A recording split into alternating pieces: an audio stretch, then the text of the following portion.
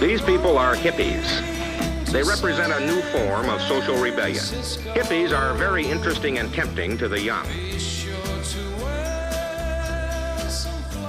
was 1967 in the Haight-Ashbury district of San Francisco. What started as a word-of-mouth gathering had erupted into the legendary event known as the Summer of Love. Mainstream media, both then and now, has been overly critical of the counterculture, blowing it off in a dismissive haze. However, there were key personalities who pioneered new ideas of social responsibilities. Many of these ideas led to unique and lasting social changes and experimentation. Finally, the music of the period became a lasting legacy as it spread into the mainstream. Although tainted with undesirable behavior, the Summer of Love signified a cultural turning point in a nation whose idealistic and unconventional values still persist today. Throughout the 60s, the counterculture in the United States was strengthened by its moral responsibility to challenge the Vietnam War. Youth began organizing at grassroots levels, like the radical activist group Students for a Democratic Society, whose growing militant protests spread across the nation.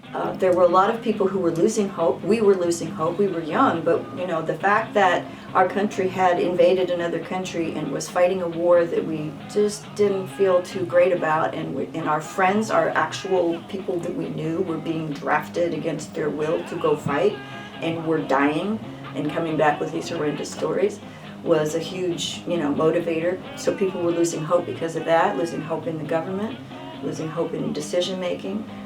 On January 14th in Golden Gate Park on an unseasonably warm afternoon, the first event of the Summer of Love known as the Human Beat-In took place.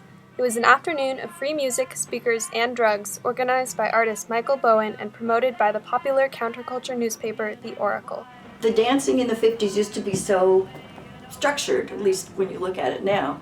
It was this is where that free-form dancing started, where people would just whirl around and hug each other and go off somewhere else, and yes, some of them were very stoned. Among the speakers was Timothy Leary, an ex-professor from Harvard who was kicked out in 1963 for promoting the psychedelic drug LSD as a method of freeing one's mind. His calls for the youth to turn on, tune in, drop out sparked a media frenzy of worry throughout the 60s. The writing that he did and the speaking that he did about expanding your frame of reference in your mind and looking within for deeper meaning and spiritual guidance and all that, I think that was extremely helpful, and it was quite radical for the time. Berkeley politicos joined with the hippies of the Haight-Ashbury district that afternoon as poet and Beat Generation icon Allen Ginsberg made peaceful Eastern philosophy an integral part of the movement. Prior to the Beat-In, popular figure and author Ken Kesey and his group the Merry Pranksters drove cross-country in a psychedelic-inspired bus promoting acid trips. Incidentally, the months before 1967, after the drug was made illegal, he called for an acid graduation, in which he futilely attempted to slow the drug usage. Kesey spent the summer in jail for pot possession, but his presence persisted in the LSD fanaticism he had helped create. After the Beat-In, San Francisco became the center of gossip over the potential arrival of tens of thousands of youths looking to live an alternative life. The open experimentation with LSD was spun by the media to trivialize the counterculture, lumping it together as one drug-crazed stereotype. LSD was marketed to expand one's consciousness, and it did for some, but depending on the person, it could be unpredictable and was not condoned by everyone. The unstructured influx of youths to one small area was unprecedented. Although the policemen maintained their moral integrity throughout the summer, afterwards the cries for peace and change were amplified as authorities retaliated with force against what had evolved into a civil rights issue.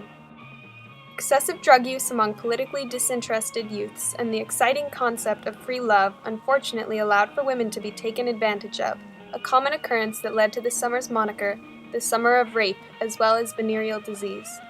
Leary, Ginsberg, and Kesey's work, as well as the growing activism among students, combined to create the distinct hippie culture of challenging traditional institutions. However, with freedom as the basis of their message, they were unable to control drug and sexual abuses, which led to the consequential crackdown of authorities. There's risk and reward. There's always going to be, if you go full force into something and you don't think it through, and you don't think about risk, and you don't think about how to moderate it, which was definitely not the theme of the day, that's going to happen. As these pioneers challenged the status quo, the Summer of Love provided an atmosphere for social experimentation that would leave a lasting impression on all peoples who were swept up into the fight for equality. 1967 marked the year that interracial marriages were deemed constitutional in Loving versus Virginia, and Haight-Ashbury partially owed its integration for being the center of counterculture activity. 1950s through the 1990s, the Haight-Ashbury had the highest percentage of African-American owned property in the United States. Property ownership that makes the difference. Some argued that the Summer of Love was a privileged and white display by irresponsible runaways. However, the massive youth exposure to messages of tolerance would prove crucial to the civil rights movement. African Americans were still quite uncertain and suspicious and concerned about their safety. I mean, if there's going to be a lot of police, most people who feel threatened by the police, they're not going to show up. The fact remains is we were out there. I mean, if you look at footage of marching for civil rights, there's plenty of us out there. Up to 100,000 people entered the city that summer, and communal welfare groups sprung up to care for them. The radical improv and activist group called the Diggers were the pioneers of free welfare systems in the area. Today, the free clinic provides medical care to those without insurance. Diggers were the political consciousness, the backbone, the spine, the moral compass of the hippie movement. By October 7th, both the media sensationalism of the summer combined with participants returning home to attend school led the Diggers to hold a mock funeral called the Death of the Hippie. It was a call to action for youths across the nation to spread the revolution across the country. The Summer of Love was a turning point because it demonstrated that the Haight-Ashbury's model couldn't work at a mega level. The Haight-Ashbury worked beautifully when there were only a few thousand people involved. The end of the summer prompted some to move to communes to continue practicing their lifestyle. Communal living areas still exist today, preserving the togetherness and altruism that the 60s promoted. Arguably, the most lasting legacy from the Summer of Love was the music that defined it and created the feel-good atmosphere that has influenced countless artists today. The Monterey Pop Festival in June of 1967 brought bands together like Jefferson Airplane and Janis Joplin, many of whom would later play for free in San Francisco as the summer season began. There's just no Summer of Love without music. It was built around music. Anywhere you went, there was music. Okay? It had our messages, it had our hearts and souls, and our investment, our enjoyment.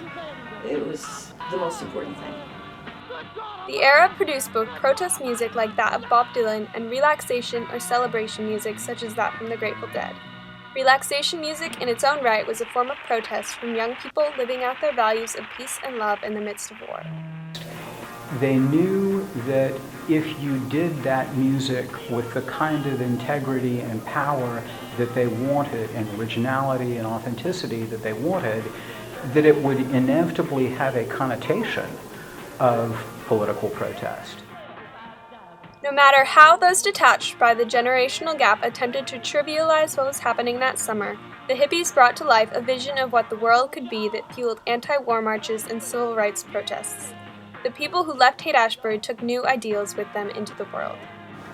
It certainly changed my life, and I think that would be fair to say of a number of people. I mean, this was the first time that young people from all over America gravitated to one specific geographical location to get together and talk about our country, talk about our values, talk about how we would like things to be, figure out how to make those kind of things happen.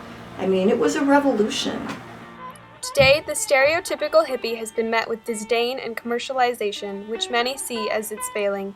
However, the movement was not based on appearances, nor was it solely based on drug use, although the reliance on psychedelics made the snapshot of the Summer of Love ephemeral.